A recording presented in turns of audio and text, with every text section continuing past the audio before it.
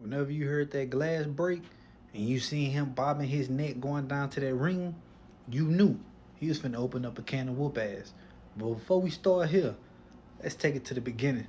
Y'all already know this finna be a banger. December 18th, 1964, a king was born, and he went by the name of Steven Anderson. He was born in Edna, Texas, but then he ended up moving to Austin, Texas. Now, Steve had five siblings, and he was the second oldest, and or the third oldest. I believe he was the second oldest. As a kid, Steve was really shy. I'm talking super shy. So shy to the point where when he would order his Dairy Queen order, guess who he'd get a phone to? His little sister. She was 7 years younger than him. Hey sis, you think you can place this order for me real quick? Now one thing Steve excelled in was football. And y'all already know what position he played. Running back. Now if you ain't never seen a water boy, I'm gonna show you how a white man run their ball. He was dead ass, folk. In high school, Steve really was the man. Look at Kim folk with the blonde hair. I'm talking about, you really thought you was finna pop him. People were scared to hit that man, bro. But everything would change when he ended up watching Houston Wrestling on his TV. See, they only had 3 channels. Houston Wrestling came on every Sunday night.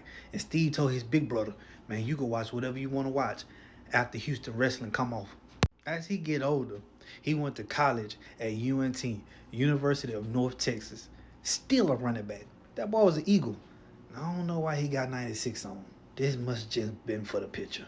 But he ended up dropping out of college because, Steve felt like that really wasn't my passion as far as going to school and doing this and doing that. Now, the Sportutorium was in Dallas, and him and his partners would go down there, drink some beers, throw the beer cans at the wrestlers. It was really a good time for them. Now, a guy by the name of Gentleman Chris Adams had a special on TV saying, man, if you want to come try out, you can come try out in this ring right here behind me. It's going to be the ring you try out in. From May 18th through the 20th, a 3-day camp. And Steve was like, shit, I can do it. His partners was like, Steve, I think you should do it. Well, Steve went out there and he started tearing ass up. I guess that's where he got the can of whoop ass from. You already know when you wrestling folk, you gotta travel from state to state, city to city. And that's exactly what Steve did. Now in the beginning, it was a little rough around the edges. I'm talking about his costume. But Steve was a natural born wrestler. Look at folk with that mullet. Then when he first started wrestling, now he was looking a little rough, but I mean, you know how it is. But at the end of the day, the man was a born star.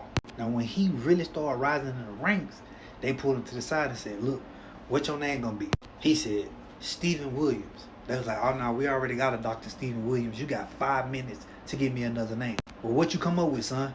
Shit, I don't know. You gonna be Steve Austin. Fuck it, I guess I'm gonna be Steve Austin. Now, I had went on ahead and screenshotted this because this probably like the only time you gonna see Steve on the top rope jumping from that hole. I'm just saying, folks.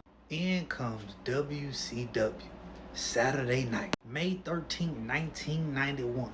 Steve is being introduced into the ring as a newcomer. He come out there still in his little red robe. Steve Austin, as they would say. My boy had a booger in his nose, and we just gonna bypass that part. You already know who took a liking to him.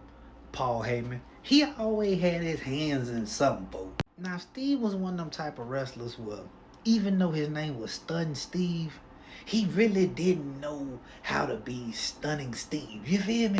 I ain't gonna hold you. If he was slapping me like that, I'd be mad. I would have been broke character. Say, bro, hold on, man. Throughout his time in WCW, he ended up getting a tag team partner, and they was the Hollywood Blondes. Oh, and when he first got announced, right here, she was like, from Hollywood, California, Stunning Steve. Bet he from Texas. Now, they had like a 3-week promotion out there in Japan. And while they was out there, Steve ended up tearing his triceps. And at first he was like, I mean, it is what it is, right? Well, Eric Bischoff said, Steve, I gotta let you go. You're fired. And once again, old Paul Heyman came in and scooped his ass up. Now, when Paul scooped him up, he said, I want you to come wrestle for me. Steve said, say, bro, I got broken triceps. Like, what you want me to do? I can't wrestle. Well, can you talk? Shit, I can talk. These just some pictures from ECW. I just want y'all to look at this. This is the crowd in the ring. This is the crowd throwing chairs in the ring. This is a dude getting dangled upside down from a balcony. And this Well, that's ECW. Well, Steve came out there and gave him a promo, and from the look in his eye, bro, he let everything be known. He was drove at Eric Bischoff, folk. Man smoking a whole Joe at the wrestling match, folk. Like, ECW, wow. How ironic. Steve hitting that dude with the same move that almost ended his career. And he got a buzz cut. We're going to get to that part later. Now, around this time, old Jim Ross came in and said, look, Paul, I like Steve, and I'm going to introduce him to Mr. McMahon, so I'm going to bring him to the WWF. Around this time, WWF wasn't doing good, and you can just look at the stands. So Vince was like, man, what we going to call him, bro? Steve was watching tapes from the Iceman. The Iceman was a hitman way back in the day. And by the way he looking, Kinfolk was stone cold. One day when Steve was drinking some tea, his wife said, drink that tea before it gets stone cold. And by the way, that's going to be your name, Stone Cold Steve Austin. And so the legend was born. He didn't waste no time. When I say no time, that's exactly what I meant. Listen to me. This man shaved his head, had a goatee, and that's exactly what his persona was. Black tights, black boots, a dog. Well, yearly, they would have a king in the ring. King in the ring means you win, guess what? They gonna boost you up. I mean, they even had Viscera at one point. Or what's his name, Viscera, back in the day? Well, it was supposed to go to Triple H, aka Paul. And he messed up because he did this with the Wolf Pack. And Mr. McMahon was like, you know what? I can't whoop you, but I'm going to punish you. Steve, come here. In about 2 weeks, you going to win King of the Ring, all right? And walk off. Look at Paul. Crazy. Well, July 23rd, 1996. On this particular move, he got kicked in the mouth and had got stitches up here above his lip, right? Did what it looked like after the match. Folk went to the hospital and got stitched up. Well, he was supposed to fight Jake the Snake, right? And after Jake won his match, he gets up there and spits like a little Bible verse and shit, you feel me? So Stone Cold was like, you know what? I got something for that. After he stunned Jake, pinned him 1, 2, 3, he goes down there to do one of the most famous promos till this day. Talk about your Psalms, talk about John 3:16. Well, Austin 3:16 says, I just whooped your ass. And that's the bottom line, because Stone Cold said so. What? After Ken Folk said that, everybody had to say, Austin 3:16. But the shit was so popping, listen to me. You would have thought it was a Bible verse, for real, for real. So then they was like, Steve, what you want to do? That's close. Steve said, man, put a skull on the back of that motherfucker and have Stone Cold. That's what we gonna do. And I mean, he just started causing chaos, folks. August 3rd, 1997.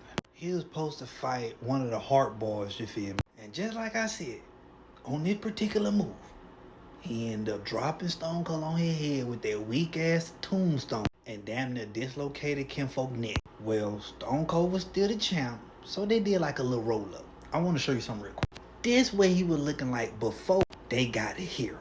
And then he still won. But he could barely walk and or stand. He was a real trooper though, folks. It was his spine, it wasn't his neck. December 15th, 1997. The Attitude Era. I just wanted to show when Undertaker threw Mankind off the top of the cell. Shit was crazy, folks. Here goes Stone drinking beer. Him and Vince had, you know, one of them type of love-hate relationships. Y'all remember this one? Well, in comes The Rock. They had to have somebody great to fight Stone Cold, folk, so they chose The Rock. Before it was The Rock, it was Rocky. These two dudes will have some of the most legendary battles ever. But what goes up must come down. Because on March 30th, 2003, WrestleMania 19 will be Stone Cold's last match. And you guessed it, it was against The Rock, folks. This one, they double clotheslined each other. The Rock hit him with his third rock bottom and proceeds to 1, 2, 3. You're done. After WWE, Stone Cold started doing a lot of movies. Realizing movies really wasn't his thing though. So he started doing TV shows and podcasts, man. Understand this was a legend in the making, and a legend still to this day. And that's the bottom line, because Stone Cold said so. Just keeping it a bean, dog. One of the greatest to ever do it.